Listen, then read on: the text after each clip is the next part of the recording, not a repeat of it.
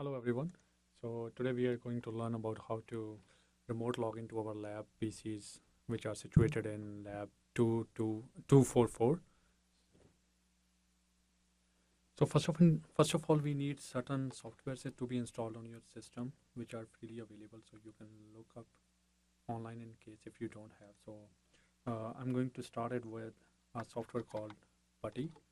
So when you will open it, you will see a screen like this, and in this screen you have to write the name of the lab pieces to which you want to make your connection to. So in this case, let's say I'm going to make a connection to lab PC number 5, and this is situated at the following address, which I'm right now typing in the window.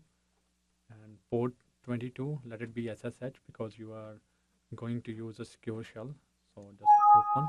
It's asking you in case if you want to save this host key, which is not right now cached in the registry, which you have to proceed it with saying yes, because you don't know in case maybe at the later point of time you again want to log into the same PC, so it will not hassle you with asking you again and again.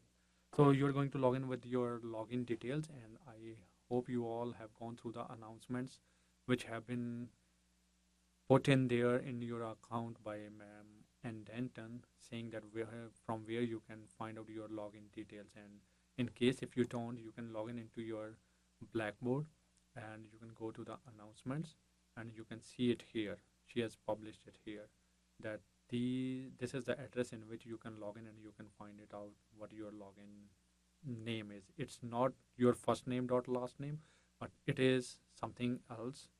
uh, Once you log in it here, so you will be able to see that what that is.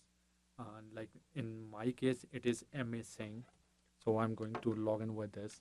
Otherwise my name is Maninder Singh. If you think that it should be first name dot last name, then it should be Maninder Singh. But I've already told you that it's not the first name dot last name, so it's the Unix ID, and my Unix ID is Ma Singh, so I'm going to log in with Ma Singh here.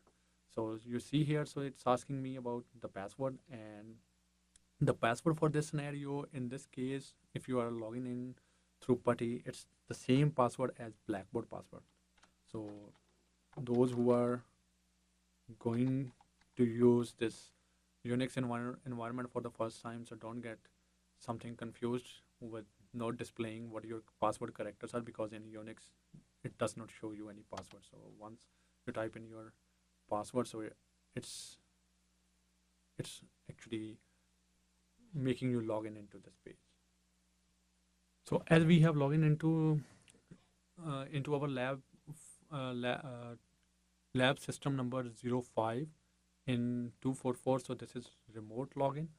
Now you want to make a connection to your SQL plus 64, so that you can always follow the instruction which has been specified to you in your home assignment, homework number 3. As you can see here, that you once you see this command prompt saying with a dollar sign, that means you have logged into your Unix system, and now you can type in this statement to now actually get connected with your SQL plus. So uh,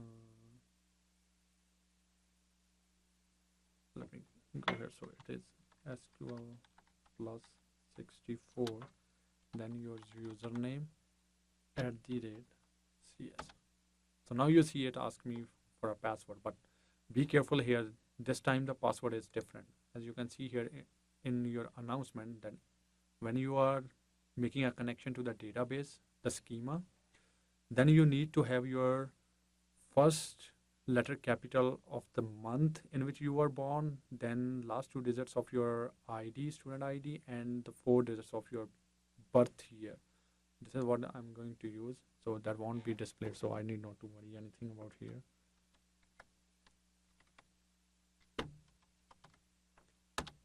So my login is successful. So this is how it shows that now I can execute any SQL related query here.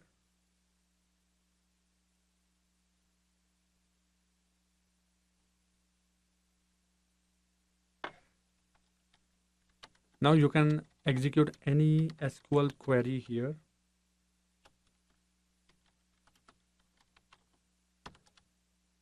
You see here, I already made a table name test in which there are three columns: ID, name, and city.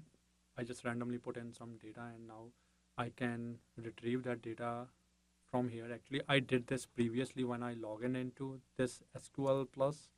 So as you can see, last time when I did, it was from some other PC, but my still the schema and the table which I made, that is still available here. So depending upon your login time, it's going to save your schema inside the SQL database here. So this is how you can access, you can execute all your assignment related questions here. And but if you see that this is very clumsy to work on, for example, if you want to execute previously executed statement in here, you see that it gives me some weird sign here like this. So editing and debugging, it's very difficult here. To overcome this, you can actually follow another thing, which is called, you can write everything in notepad on a .sql file over your PC, and then you can transport it to the uh, public HTML folder in in your lab PC here. So how we can do that? Let's take a look about that. So for that we have WinSCP software. So login through WinSCP. Have login through PuTTY.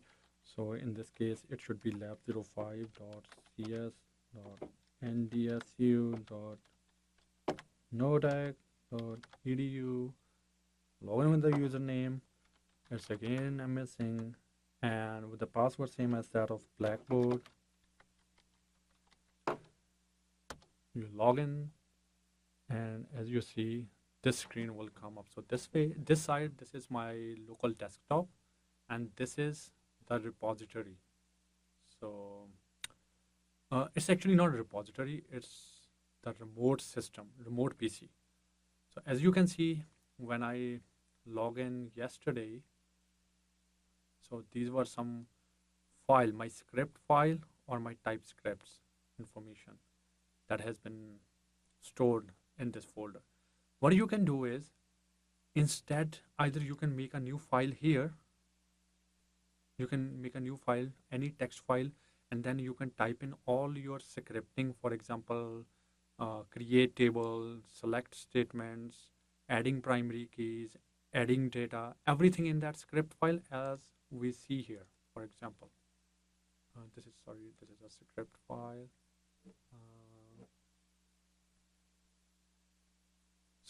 This is mysql.db.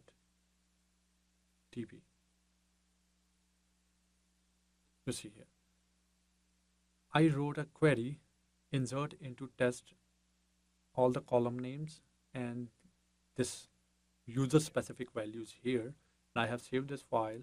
I put it in the public HTML folder, and that's it. That is going to be my .sql file. So in this .sql file, you can answer all your questions which have been specified in this assignment. That if you're going to write, if you're going to make a table for this college having these attributes, you can type in this query in that .db file, .sql file. And similarly, this question you can write the query, and then all these queries you can write it in one .sql file, and then you can simply execute that file instead of just executing line by line and then editing. In case if you get any error, that is going to be very, very difficult if you are going to follow the browser, this interface here. So this is what I have done here. You can move ahead. So we will see how to make this TypeScript file later, but let's just see that how to execute this mydb.sql file. So mydb SQL, let's just change it for a while. let's make this value 13 just to see if this has been executed or not. Let's start it with V. Let's write down the name Moorhead Fargo. Save it. You can save it, and then let's now execute this file. As you can see, if you go to your assignment, and this is how you can execute this .sql file at the rate mysql file. So my file here, it specifies that whatever names you give to your file. In my case, it's masingdb.sql. Let's see it here. Yes, let's see it here. As you can see, this masingdb.sql, this is present in /home masing public html. I don't know if I write directly about this masingdb.sql, I will get this error. Reason being is it's not able to look up for this file. So rather, in case if I should try writing it, the address, the actual address. So in my case, it's home, then masing public underscore html slash masing db.sql. So you see, I have executed that as SQL file, and it has created one row. Let's now test that which row has been added to database. So select star from test. You see now 6. Initially this 13 VCD, it was not there, but now Moorhead Fargo has been added.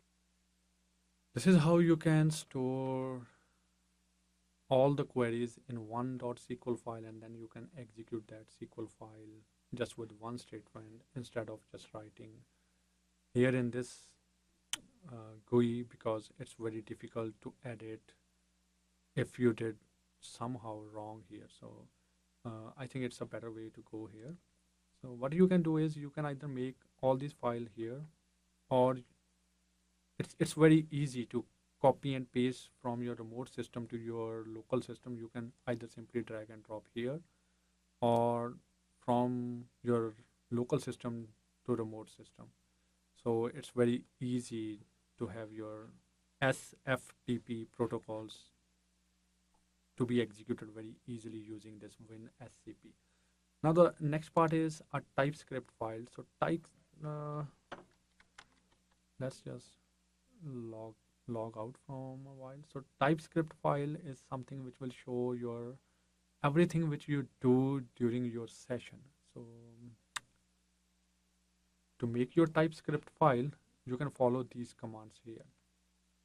As soon as you log in into a remote system, you can start writing script.